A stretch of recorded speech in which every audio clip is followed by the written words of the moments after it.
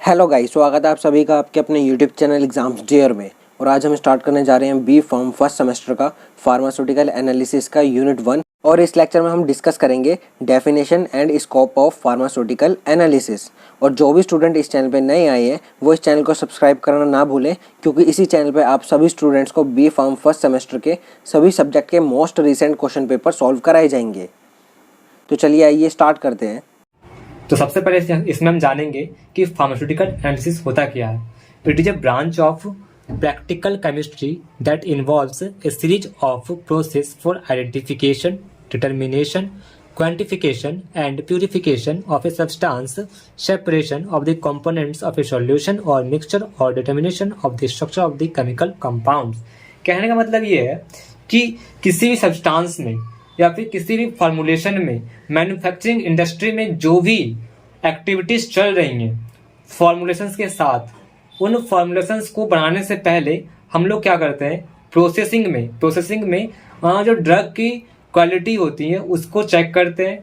Then उसको हम determine करते हैं कि उसके अंदर कौन कौन से इंग्रेडिएंट प्रेजेंट है। देन उसको आइडेंटिफाई करते हैं कि उसमें जो वैसे वाले मतलब जो डिफाइंड किए गए हैं, जो हमारे बुक्स में या फिर फार्माकोपियास में इंग्रेडिएंट्स या फिर कंपाउंड्स मौजूद हैं, वो है या नहीं है, और अगर हैं तो उनकी वैल्यू कितनी है, उनकी क्वांटिटी कितना है, ये सभी हम चेक करते हैं उसमें। ठीक है। देन हम लोग क्या कर रहे हैं, सेपरेट कर रहे हैं यहाँ पर मिक्सचर से। मतलब जो अगर हम लोग ऐसे मतलब कि कोई सॉल्यूशन होते हैं जो कि बाइफेसिक लेयर होते हैं या फिर बाइफेसिक सॉल्यूशन होते हैं, मोनोफोसिक फेस सॉल्यूशन होते हैं, तो उसमें हम फेसेस को सेपरेट करते हैं, लेयर्स को सेपरेट करते हैं। उसके लिए अलग अलग टेक्निक्स होती है, क्रोमेटोग्राफिक टेक्निक्स होती है। मतलब इन सभी से हम फिर मतलब उसको अलग अलग करते हैं ताकि हमें प्रॉपर पता चल सके कि उस फॉर्मुलेशन का कंपोजिशन क्या है। ठीक है। देन आगे हम बात करते हैं सैंपल पर। हमारा सैंपल क्या होता है, सैंपल एक अननोन सब्सटेंस होता है। ठीक है। आप ऐसा जान लो, ऐसा समझ लो आपकी आपको पता नहीं है वो चीज। ठीक है। सैंपल जो है वो आपको पता नहीं है। और एक होता है स्टैंडर्ड, जो कि आपको पता है क्योंकि वो डिफाइंड है, वो प्रेजेंट है हमारे फार्माकोपियास में, मतलब वो कहीं ना कहीं लिखा हुआ है आपको। बट जो सैंपल आप ले रहे हो वो आपको पता नहीं है कि ये क्या है, मतलब आपको बस लेना है वो। ठीक है। अपने प्रैक्टिकल वर्क को परफॉर्म करने या फिर के लिए, मतलब या फिर टेस्ट करने के लिए। ठीक है। या फिर आइडेंटिफाई करने के लिए कि हमारा जो इंग्रेडिएंट्स है वो सही क्वांटिटी में प्रेजेंट है या फिर नहीं है। ठीक है। Sample can be synthetic pharmaceutical ingredient which involve different active pharmaceutical ingredients, API or dosage forms or formulations, and can be a natural product as biomolecules like protein from animal or phytochemicals which obtained from the plants. तो यहाँ पर अभी देखो दो चीज की बात आई है, एक तो एक्टिव फार्मास्यूटिकल इंग्रेडिएंट्स हो गए और एक तो हुआ है बायोमोलिक्यूल्स और एक हुआ है फाइटोकेमिकल्स। इन तीनों चीज पर भी हम बात करेंगे एक वन बाय वन। ठीक है। तो सबसे पहले हम बात करते हैं फार्मास्यूटिकल इंग्रेडिएंट्स पे, एपीआई पर। ये आप समझ लो, एपीआई और एक्सिपिएंट्स, इनके बिना ड्रग ही नहीं है, इनके बिना आपकी टैबलेट नहीं है, डोसेज फॉर्म्स नहीं है, डोज नहीं है, मतलब आप समझ लो इनके बिना फार्मेसी नहीं है, सीधा बात है। ठीक है। कि क्योंकि होता क्या है, जो एक्टिव फार्मास्यूटिकल इंग्रेडिएंट हम इसीलिए कह रहे हैं उसे क्योंकि वो आपका कैरियर होता है। टैबलेट में जब आप टैबलेट लेते हो तो वो कैरियर की तरह एक्ट करता है हमारे बॉडी में। ठीक है। वो बॉडी में जाकर के अपना एक्टिविटी या फिर मतलब जो भी उसका काम है वो वर्क करेगा। देन आपकी बॉडी उससे फिर ठीक होती है, रिकवर होती है, जो भी आपका हो। ठीक है। और जो हमारा एक्सिपिएंट्स होता है वो उन टैबलेट जो हमारा एपीआई होता है उसको बल्क होने में हेल्प करता है, जिससे कि हमारा टैबलेट जो है ना वो एक अच्छा साइज, मतलब सही एक डिफाइंड साइज को ले पाता है। तो अभी आप समझ रहे हो कि एपीआई क्या होता है और एक्सिपिएंट्स क्या होता है और उनके बीच का डिफरेंस क्या होता है। ठीक है। देन अब हम बात करते हैं बायोमोलिक्यूल्स पर। ये बायोमोलिक्यूल्स जो है वो बायोकेमिस्ट्री का पार्ट है। ठीक है। बायोकेमिस्ट्री का पार्ट है, वो हम बायोकेमिस्ट्री में अच्छे से समझेंगे। लेकिन यहाँ पर देखो बायोमोलिक्यूल्स कहने का मतलब ये है कि प्रोटीन्स हो गए, अमीनो एसिड्स हो गए, तो ये सब मॉलिक्यूल्स होते हैं जो कि बायोलॉजिकली हमारे बॉडी में प्रेजेंट होते हैं और बायोलॉजिकली फाउंड होते हैं बॉडी में। ठीक है।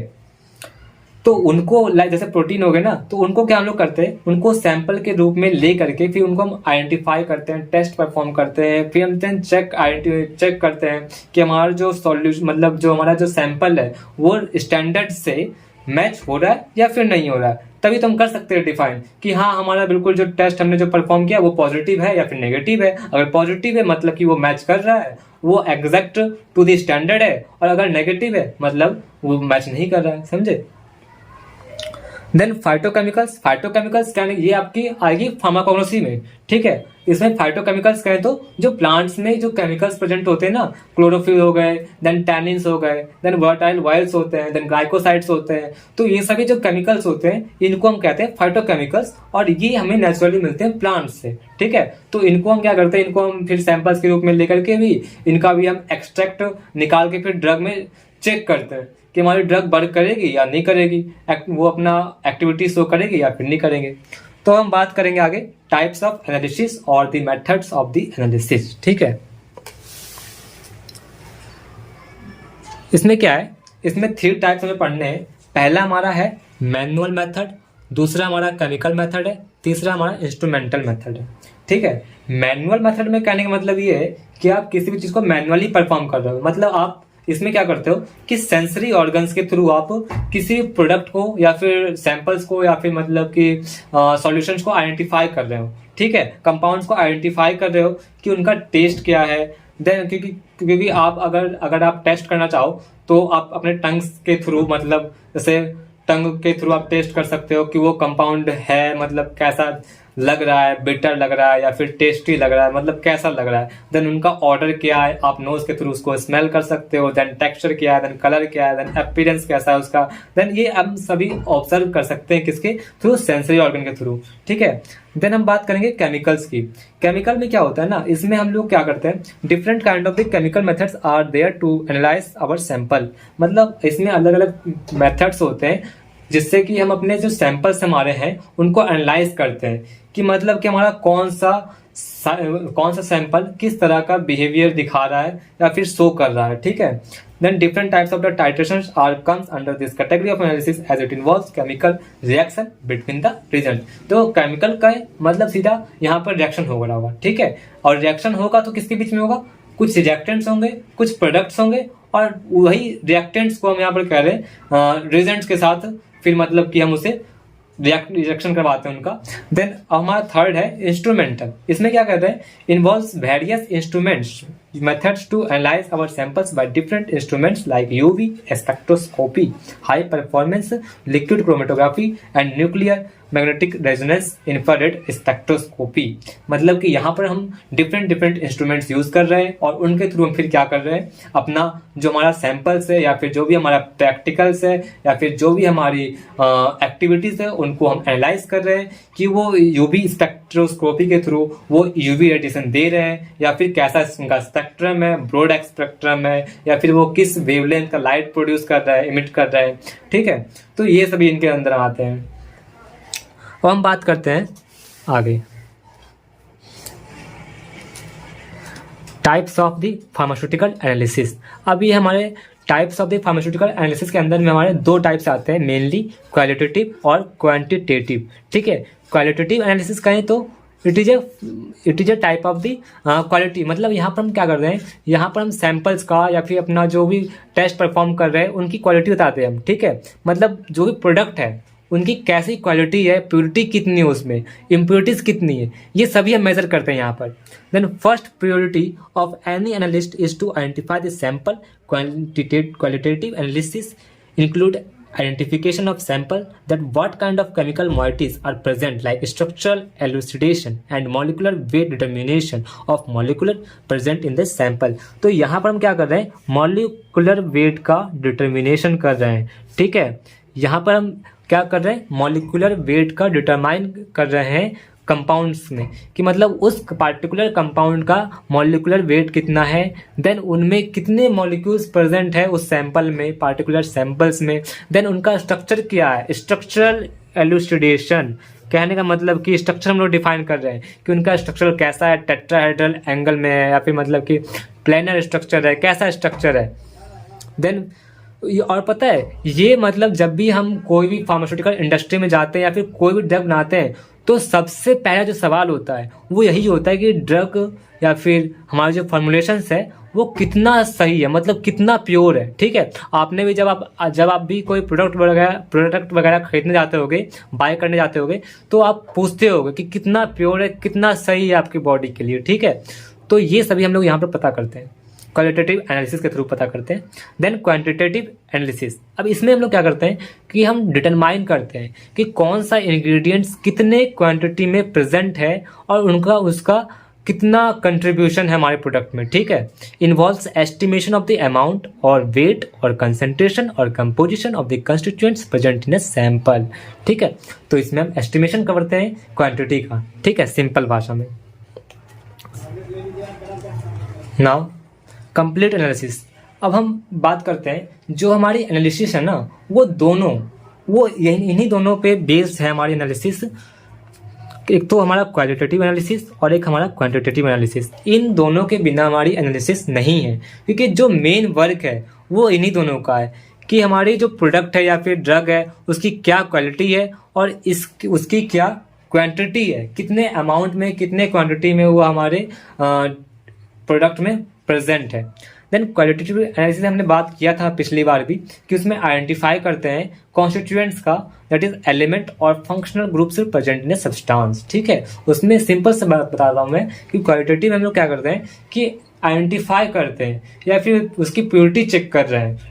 लाइक हम यहाँ पर different test for purity perform करते हैं, उस पर भी चर्चा करेंगे आगे। ठीक है, देन क्वांटिटेटिव एनालिसिस में क्या करते हैं हम लोग, मेजरमेंट करते हैं क्वांटिटी की। ऑब्वियस है, मेजरमेंट करेंगे क्वांटिटी की यहाँ पर कि कितने क्वांटिटी में हमारा पार्टिकुलर इंग्रेडिएंट प्रेजेंट है वहाँ पर।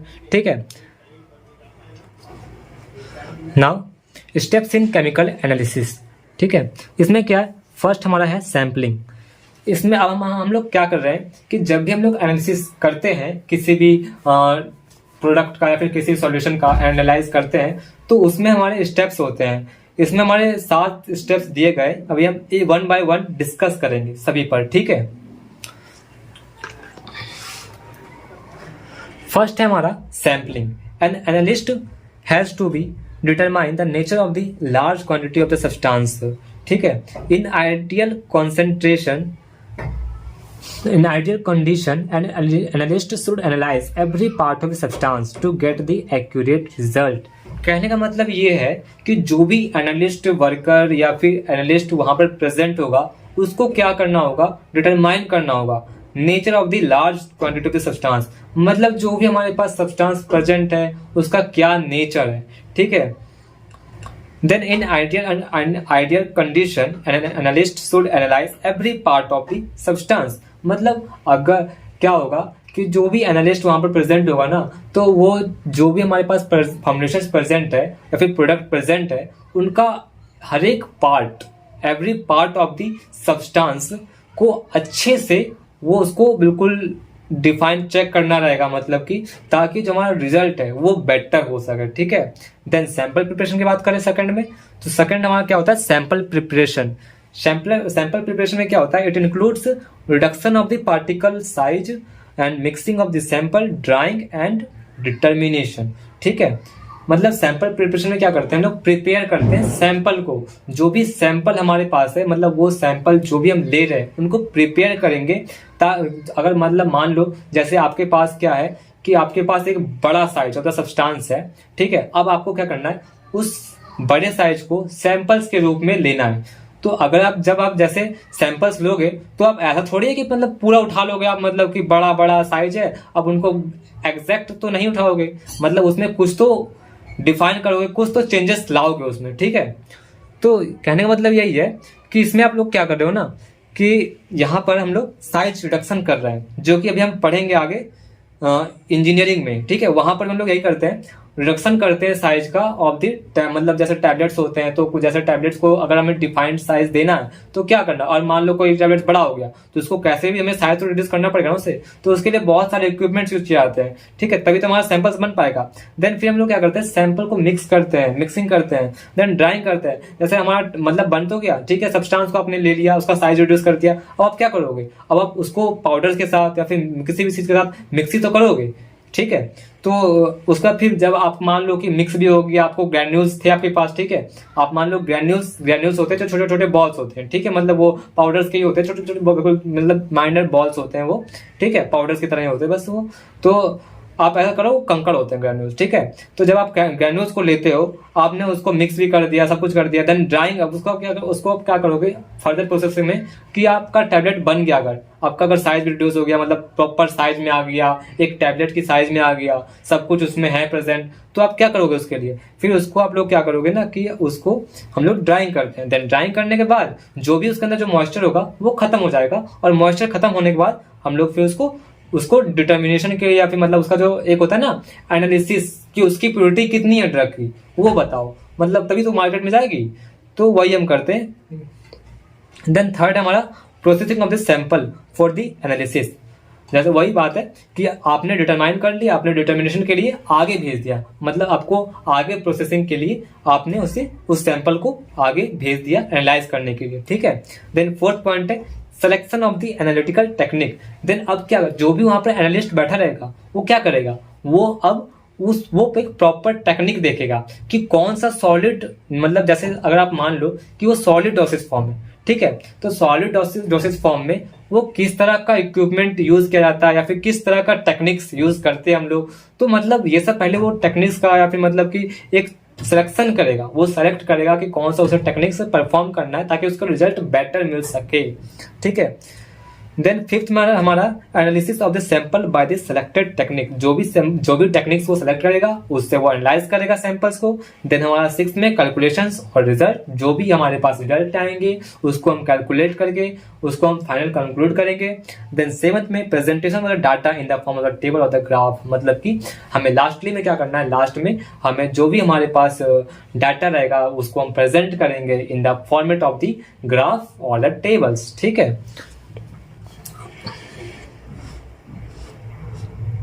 आगे बढ़ते हैं, स्कोप ऑफ एनालिसिस। अब हम पढ़ेंगे कि एनालिसिस का स्कोप क्या क्या है, अलग अलग वेरियस फील्ड्स में क्या क्या स्कोप्स एनालिसिस में कहाँ कहाँ लोग जा सकते हैं। तो सबसे पहला है हमारा in pharmaceutical industry. Different sectors in pharmaceutical industry as research and development, R&D, QC, quality control, in which pharmaceutical analysis is utilizes regularly. Raw samples and final product quality, purity, efficacy and safety can be analyzed by various methods which are involved in the pharmaceutical industry, ठीक है। तो कहने का मतलब ये है कि अगर आपको जैसे आप मान लो अगर आपको एनालिसिस करने के लिए एक मैन्युफैक्चरिंग इंडस्ट्री में कौन कौन से आप पोस्ट पर अप्लाई कर सकते हो, तो उसके लिए बता रहे हैं हम कि यहाँ पर एक तो सबसे पहला है आपका कि आप एनालिस्ट बन सकते हो, जो कि अभी हमने पहले ही बात की थी जब हम सैम्पलिंग वगैरह कर रहे थे, तो वहां पर एक बात रिपीट हुआ था जो कि था हमारा एनालिस्ट, ठीक है। तो आप एनालिस्ट बनने के लिए आप क्या क्या कर सकते हो, किस किस पोस्ट पर अप्लाई कर सकते हो। सबसे पहले हमारा तो रिसर्च में जा सकते हो, ठीक है। अगर आपको आती है एनालिसिस आती है आपको अच्छे से, आप एनालाइज कर सकते हो, आपको पता है कि कौन कौन सी टेक्निक आपको परफॉर्म करनी है किस ड्रग पर, तो आप कहाँ जा सकते, आप R&D में जा सकते हो, वहां पर भी बेटर मतलब कि बेटर पोजीशन होती है। देन आप क्या कर सकते हो, क्वालिटी कंट्रोल में जा सकते हो, वो एक फार्मेसी का बेस्ट फील्ड होता है माना जाता है, मतलब कि आप क्वालिटी कंट्रोल में जाकर के आप ड्रग की क्वालिटी को चेक करते हो, ठीक है।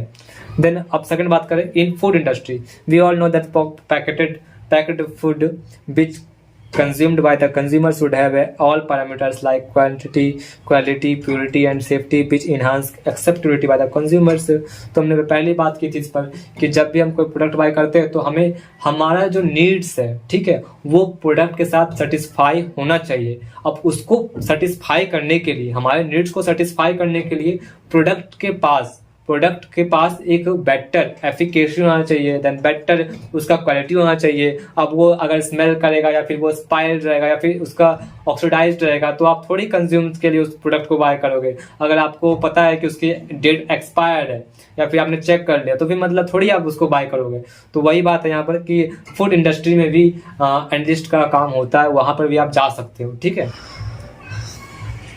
Then flavoring and sweetening agents are used in packed food which can be natural or synthetic chemical ingredient. These should analyze qualitatively and quantitatively. Then in the cosmetic industry में भी अलग अलग तरह के इमल्सन्स तैयार किए जाते हैं। इमल्सन्स हो गए, सस्पेंशंस हो गए, देन हम लोग तैयार करते हैं वहाँ पर क्रीम्स तैयार करते हैं, पेस्ट तैयार करते हैं, जेलीज तैयार करते हैं, देन और भी बहुत तरह के फॉर्मुलेशन हम वहाँ पर तैयार करते हैं। तो कॉस्मेटिक इंडस्ट्री में भी आप अप्लाई कर सकते हो, वहाँ भी आपके पास एक बेटर चांस होता है, ताकि आप मतलब कि आप जो इंग्रेडिएंट्स होते हैं उनकी क्वालिटी को चेक करो और फिर उनको मतलब कि एनालाइज करो, ठीक है। देन फोर्थ हमारा in environmental study, pharmaceutical analysts have different techniques which can be applicable in environmental study as to check pH of the rain हो गया। सही बात है। देखो अगर आपको रेन का pH चेक करना होगा, सॉइल का pH चेक करना होगा, तो आप इन्वायरमेंटल स्टडी कर सकते हो, मतलब इन्वायरमेंटल स्टडी में भी अप्लाई कर सकते हो, ठीक है।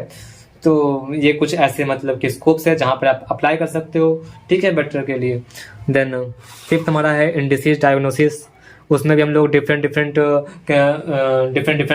थेरापी परफॉर्म करते हैं, जिसमें जैसे कि हमारा कैंसर मतलब कैंसर के लिए हम लोग डिफरेंट थेरापी करते हैं, रेडिएशन थेरापी करते हैं, ठीक है, स्किन थेरापी होती है, हेयर थेरापी होती है, देन ये सब हमारे कुछ थेरापीज जिसमें हमारा इंपॉर्टेंट होता है। Then in checking the purity of this samples, अगर आपको सैंपल्स की प्योरिटी चेक करनी है तो आपके पास एक बेटर ऑप्शंस होते हैं कि आप उसमें भी जा सकते हो, बट वो मतलब उसमें ही आ जाते हैं, वो क्वालिटी कंट्रोल में ही आ जाते हैं, ठीक है।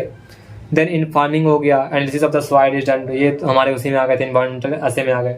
Then in metallurgical process composition of an alloy used in this process, मतलब कि मेटालर्जिकल प्रोसेस में क्या होता है ना, कितना कंपोजिशन है मतलब इसका एलॉय का जो कि हम प्रोसेस में करते हैं। इन chemical kinetics rate of the reaction, half life, self life, chemical kinetics हम डिटरमाइन करते हैं कि रिएक्शन की जो जब हम रिएक्शन कर रहे हैं उसकी रेट क्या है, ठीक है, हाफ लाइफ में या फिर सेल्फ लाइफ में परफॉर्म कर रहा है। देन जियोलॉजिकल और आर्कियोलॉजिकल एप्लीकेशन भी होती है कुछ, लाइक हम जैसे बात की प्रीवियसली भी कि सॉइल की हम लोग पीएच देखते हैं, तो उसी प्रकार से हम बहुत सारी चीज़ों की भी पीएच चेक कर सकते हैं। तो ये डिफरेंट एरियाज हैं जहाँ पर एक फार्मास्यूटिकल एनालिस्ट जा सकता है, ठीक है। देन इम्पॉर्टेंस ऑफ एनालिसिस, ठीक है, इंपॉर्टेंस ऑफ एनालिसिस कहने का मतलब ये है कि एनालिसिस का इंपॉर्टेंस क्या है हमारे डेली लाइफ में, ठीक है। Identified drug in the formulated product, मतलब कि आप जो भी प्रोडक्ट है आपके पास उसमें से आप एपीआई आइडेंटिफाई करो। सबसे पहला पॉइंट तो यही इंपॉर्टेंट है कि एपीआई आप आइडेंटिफाई कर रहे हो कि एपीआई का कंपोजिशन क्या है, देन एक्सिपिएंट्स का क्या कंपोजिशन है, उनमें कौन कौन से कंपोनेंट्स हैं, ठीक है। Then determination of the active ingredients और एडिशनल इम्प्योरिटीज, उसमें इम्प्योरिटीज कितनी है ये आप पता लगा सकते हो। Then stability and solubility of drug under development, rate of drug from its formulation, identify percentage purity of the drug, मतलब आप क्या करते हो कि अर्शे परफॉर्म करते हैं ताकि हम लोग क्या कर सकते हैं कि प्योरिटी परसेंटेज, मतलब ये भी एक टॉपिक है जो भी हम डिस्कस करेंगे, बट उसमें क्या होता है ना कि आप परसेंटेज ऑफ प्योरिटी देखते हैं कि उस कंपाउंड का या फिर उस प्रोडक्ट का क्या प्योरिटी का परसेंटेज है, ठीक है। Then concentration of the drug in plasma और biological fluids, then determination of the PK value, ठीक है। तो अब हम बात करेंगे टेक्निक्स ऑफ एनालिसिस, ठीक है। इसमें क्या होता है, हमारे कुछ टेक्निक्स दिए गए हैं, पिछले हमने पहले ही बात किया था कि हमारे कौन कौन से मेथड्स होते हैं, ठीक है, बट वो टाइप्स थे। यहाँ पर हम लोग क्या कर रहे हैं, टेक्निक्स की बात करेंगे कि this techniques are mainly used to quantify any compound in the sample और to determine the amount of each compound present in the sample. मतलब क्या कर रहे हैं कि ये हमारे कुछ टेक्निक्स है जो दिए गए हैं, अभी हम उस पर डिस्कस करेंगे आगे, वो हम क्या कर रहे हैं, उनका यूज़ कर रहे हैं टू क्वांटिफाई द कंपाउंड, मतलब उसमें जो भी कंपाउंड प्रेजेंट है सैंपल में उनको हम क्या कर रहे हैं, क्वांटिफाई कर रहे हैं, उनका क्वांटिटी चेक कर रहे हैं और डिटरमाइन कर रहे हैं हर एक कंपाउंड में जो भी क्वांटिटी में हमारा उसका इम्प्योरिटी या फिर प्योरिटी जो भी मतलब प्रेजेंट है, कितना उसका प्योरिटी है, ये सब हम चेक करेंगे, ठीक है। Then proximate analysis, amount of each element in a sample is determined with no concern as to the actual component present, example mass percentage of the moisture as volatile matter and the fixed carbon. Proximate analysis इसका मतलब क्या होता है कि ये बताता है it is the amount of the each element, मतलब जो भी उसमें कंपोनेंट प्रेजेंट है, ठीक है, तो वो बताएगा क्या कि आप इसमें क्या कर रहे हो ना कि जो भी सैंपल आपके पास है तो उसमें आप डिटरमाइन कर रहे हो उनका एक प्रॉपर क्वांटिटी क्या है, ठीक है, हर एक एलिमेंट का, ठीक है। इसका एग्जांपल है इसका मास percent of the moisture, S हो गया, एस वैल्यू, इस पर भी बात करेंगे अभी हम। Then partial analysis deals with the determination of the selected constituents in the sample. Partial analysis में क्या करते हैं, यहाँ पर हम लोग ना उन्हीं कंपाउंड्स का या फिर उन्हीं एलिमेंट्स को डिटरमाइन करते हैं, उन्हीं क्वांटिटी डिटरमाइन करते हैं जो कि हमें चाहिए होता है या फिर जो भी सेलेक्टेड होते हैं। मतलब यहाँ पर सिंपल समझो कि सेलेक्टेड कंपोनेंट्स को ही हम क्वांटिफाई कर रहे हैं या फिर उनकी क्वांटिटी को मेजर कर रहे हैं। ठीक है, एग्जाम्पल एक standard example is price of a single product. ठीक है,